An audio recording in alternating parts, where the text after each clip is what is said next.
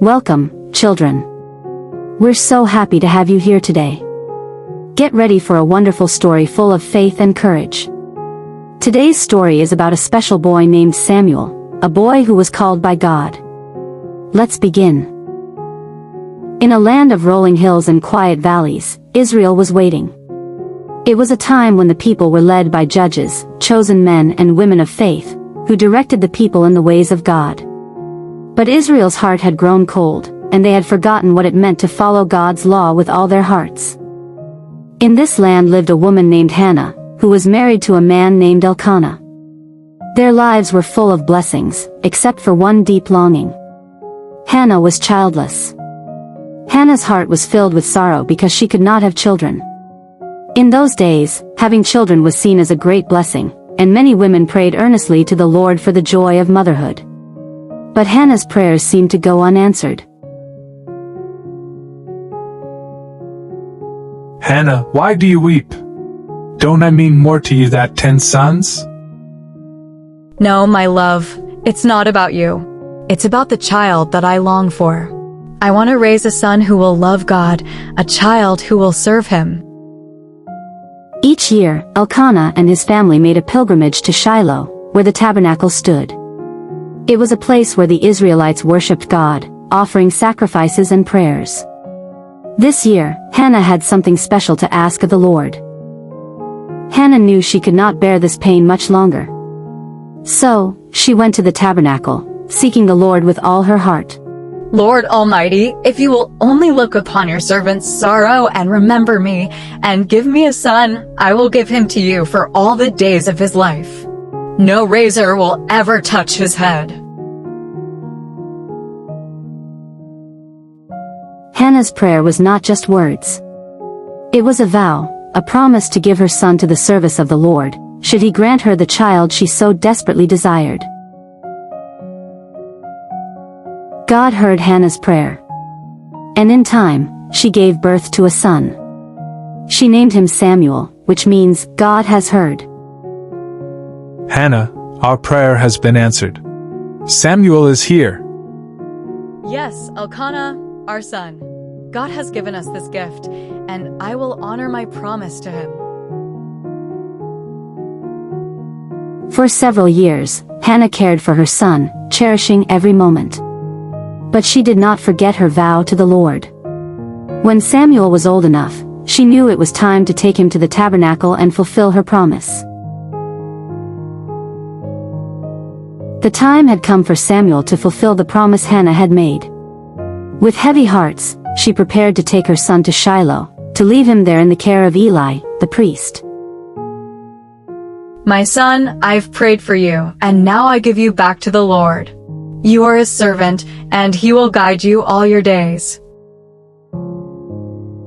I understand, Mother. I will serve God. It was a heart-wrenching moment for Hannah, but she knew she had kept her promise. And Samuel, though young, was ready to serve the Lord with all his heart. Do not worry, Hannah. Samuel will be well cared for. The Lord has great plans for him.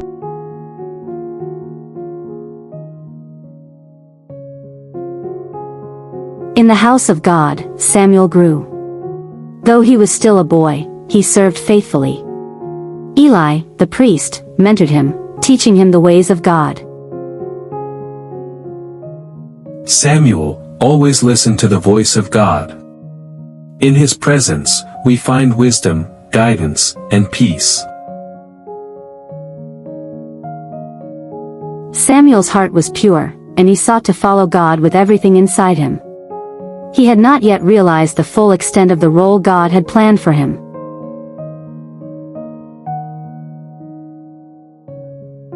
The night was silent, the kind of night when the stars seemed to hold their breath. But in the stillness, something extraordinary was about to happen, something that would change the life of young Samuel forever.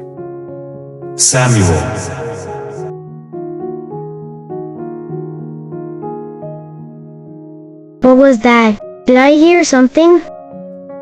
Samuel lay there, unsure, wondering if the voice was a dream.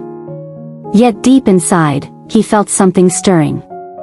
The call was unmistakable, but he was uncertain that it was really for him. Samuel.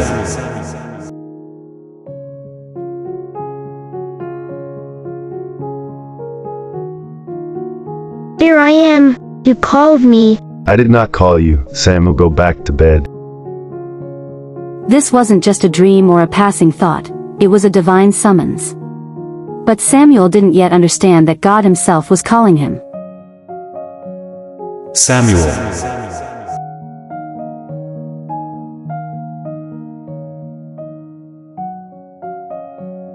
Here I am. You called me again. Samuel, go back to bed.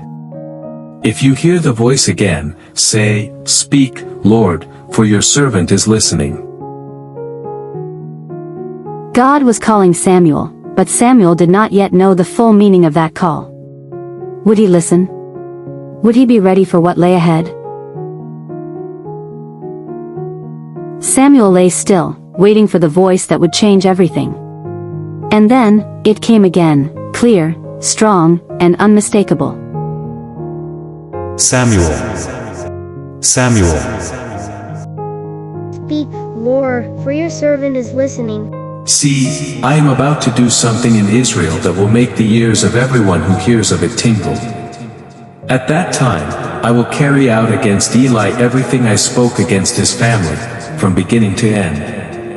For I told him that I would judge his family forever because of the sin he knew about. His sons made themselves contemptible, and he failed to restrain them.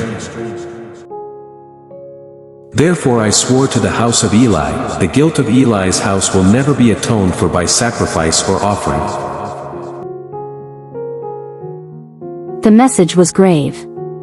God had spoken judgment against Eli's house, a warning that the sins of his sons would not go unpunished. The people of Israel would hear of it.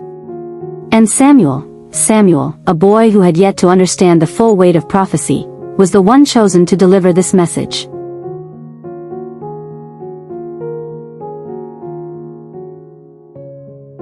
God had chosen Samuel, though he was young, to speak his words to the people of Israel. Samuel's journey had begun, not just as a servant, but as a prophet of the Lord.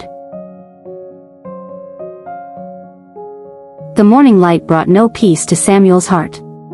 He knew he would have to face Eli, the priest who had cared for him and guided him. What would he say? How would he speak the words of judgment? Samuel, what did the Lord say to you? Do not hide it from me. May God deal with you, be it ever so severely, if you hide from me anything he told you. He said that he will bring judgment upon your house, Eli. Because of the sins of your sons, the Lord will punish your family. The Lord has said that no sacrifice will ever atone for the guilt of your house. He is the Lord. Let him do what is good in his eyes. Eli knew that the Lord's judgment was just. He had failed to stop his sons from their wickedness, and now, the consequences were upon them. He accepted the words of God, even though it broke his heart. As Samuel grew, the people began to recognize that the Lord was with him. He was not like the other priests or judges. His words carried power, for they were the words of God. He spoke with wisdom and courage, and the people came to him for guidance. The Lord has spoken. Repent of your sins, and return to him with all your heart. He will show you mercy. But if you continue in your wickedness, his judgment will come. Samuel's rise as a prophet marked a turning point for Israel. Under his leadership, the people began to return to God, and Samuel became known as a man who feared the Lord and spoke his truth. Israel had demanded a king. They wanted a ruler who would lead them in battle and ensure their safety, like the kings of the nations around them. Samuel, though deeply troubled, turned to God in prayer. His heart was heavy, but he trusted that God would guide him. Listen to the people, for it is not you they have rejected, but me. Give them a king, as they ask. But warn them of what it will mean to have a king.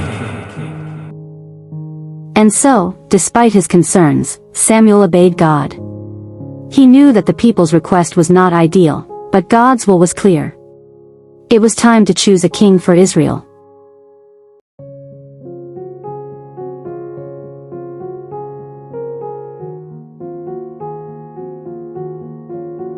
Saul, son of Kish, the Lord has chosen you to be the king of his people, Israel. I am just a Benjaminite, the smallest tribe in Israel. Why have you chosen me? The Lord does not look at outward appearance, Saul. He looks at the heart. God has chosen you to lead his people. This is the sign. The Lord has anointed you as king. Lead Israel with courage, and remember always to follow the ways of God.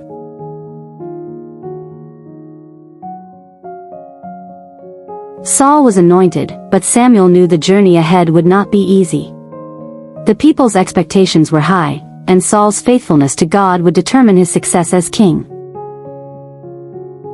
Though Samuel had anointed Saul, he did not hold back the truth. He knew the dangers of a human king leading Israel, especially one who might stray from God's commandments. Samuel warned the people of the consequences of their choice. If you and your king follow the Lord, all will be well. But if you turn away from him, the consequences will be dire. Remember, the Lord is your true king. Saul was crowned king, but his reign would soon be tested. The weight of leadership and the call to be obedient to God would prove difficult for him. God had given Saul clear instructions: wait for Samuel to come and offer a sacrifice before the battle. But Saul, in his impatience, made a decision on his own.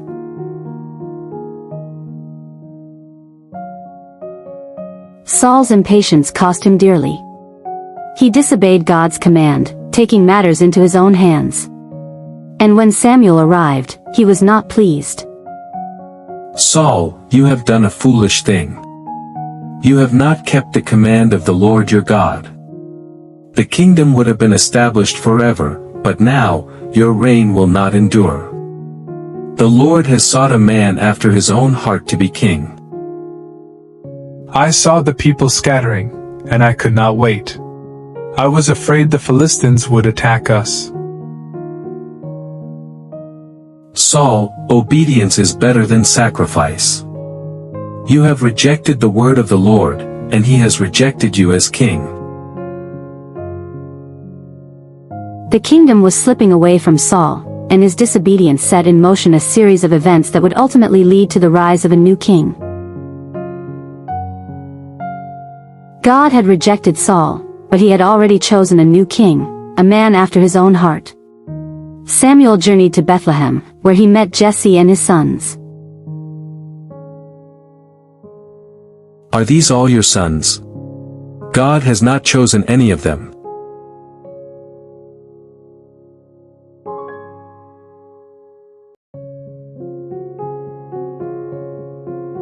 David was the youngest of Jesse's sons, a simple shepherd boy. But God saw something in David that no one else did. He saw a heart that was after his own. Arise, anoint him, this is the one. David, the Lord has chosen you to be the next king of Israel. And so, David was anointed, the chosen one, even though no one could have predicted the incredible journey that lay ahead. Though David was anointed king, Saul's heart was filled with jealousy. The very man who had once been chosen by God now turned against God's will. And Samuel, though aging, knew the time was coming when Saul would fall, and David would rise. Saul's jealousy drove him to madness, and his heart grew harder by the day.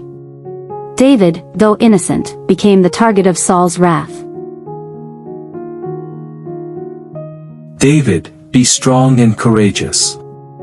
You will be king, but always remember, the Lord is with you. Trust in him, and he will make your path straight. Samuel, the last of the judges, was nearing the end of his life. His heart was at peace, for he had faithfully served God, and he knew that God's plan for Israel was unfolding just as he had promised. I have walked with you, Israel, and I have delivered God's word to you. Remember this, God is faithful. He will never forsake his people. Serve him with all your heart, and he will bless you. And so, Samuel passed from this world. His legacy as a prophet, leader, and servant of God would live on in the hearts of the people of Israel. Though Samuel's life had ended, the seeds he had planted in Israel would bear fruit for generations. His legacy of faith, obedience, and courage would echo through the pages of history. He had been a faithful servant of God, and God had honored him.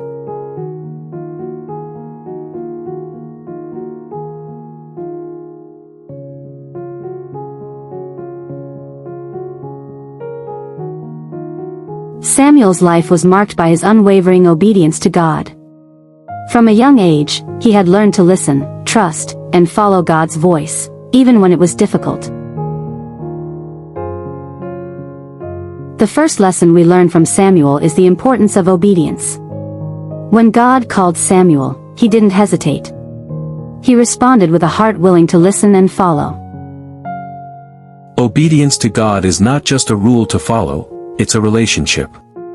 When we obey, we show that we trust God's plan for us, even when it doesn't look like we expect. Samuel's obedience brought about blessings, but it also allowed him to stand firm in the face of adversity. He was not afraid to speak the truth, even when it wasn't what the people wanted to hear. But what happens when we disobey? Saul's failure to follow God's commands led to his downfall. He let fear and impatience guide him instead of trust and obedience. To obey is better than sacrifice, Saul. Your kingdom was meant to last, but you chose to act in your own strength rather than trust in God's timing.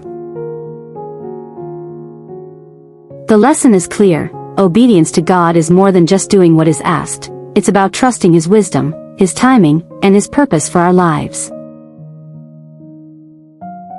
Samuel's courage wasn't in his strength or ability, but in his trust that God was with him. Throughout his life, Samuel showed us that true courage is found in standing for what is right, no matter the cost. As a boy, Samuel had to confront the leader of Israel, Eli, with a message of judgment. Imagine how difficult that must have been for Samuel. He was just a child, and yet he courageously delivered God's message. You have rejected God as your king. A king will lead you into trouble, but you must understand, God is the only true king. Samuel's courage was not in the absence of fear, but in his willingness to act despite it. It was in his commitment to God's will, even when it went against popular opinion. You have done foolishly. You must have courage to trust in God's commands, even when the outcome is uncertain. Don't let fear control you. Courage is not the absence of fear, it is the strength to move forward despite it. Samuel showed us that we must stand firm in what we know is right, regardless of the opposition. In the life of Samuel, we see another important lesson: patience. From his young age, Samuel learned that God's timing is perfect, and that we must wait for his guidance, even when it seems like things are not moving quickly. Samuel waited for God's call, and he learned to wait for God's timing. This lesson was crucial, especially as Samuel saw the people of Israel demand a king. Lord, the people want a king. But I know that you are the king. What should I do? How do I lead them? Samuel waited on God, listening for his answer. He did not act impulsively, but took the time to discern what God's will was, no matter how hard it was. It wasn't until the very last son, David, that Samuel understood God's choice. Patience often leads to the greatest blessings, as God's plan unfolds in His perfect timing. Patience is a virtue, my young friends. God's timing is always best. We must trust that He knows what is best for us, even when we cannot see it. The lesson of patience reminds us that God's ways are not our ways. We may not understand why things are happening as they do, but if we wait on Him, we will see His purpose unfold. The final lesson Samuel's life teaches us is the importance of faithfulness. Through every trial, every change in leadership, Samuel remained faithful to God. His faithfulness wasn't just in moments of triumph but also in moments of failure, in moments when others around him fell short. Lord, I have done my part. I have followed your voice. Even when others stray, I will remain faithful to you. David, your path will be filled with challenges, but remain faithful to God. He will never leave you. Walk in His ways, and He will guide you. Samuel's faithfulness is a testimony to us.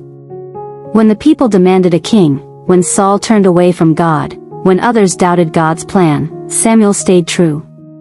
His loyalty was to God alone, and he never wavered in his commitment. Faithfulness doesn't always mean immediate success, but it does mean that God will honor those who stay true to Him. Samuel's legacy shows us that faithfulness is not a momentary act, but a lifelong commitment to trust and obey. Samuel may have passed from this earth, but his legacy remains. The lessons of obedience, courage, patience, and faithfulness continue to speak to us today. And so, children, remember the story of Samuel. His life was one of faithfulness to God. He was a man who trusted in God's plan and obeyed His voice. His courage stood firm in the face of danger, and his patience led him to the greatest blessing, God's will. Samuel's life was a reflection of God's faithfulness. And in the stories we pass down, Samuel's legacy will continue to inspire generations to come. And that was the story of Samuel, a boy called by God. We hope you enjoyed it and learned something special today. If you like this story, don't forget to subscribe to our YouTube channel for more amazing Bible stories just for kids. See you next time.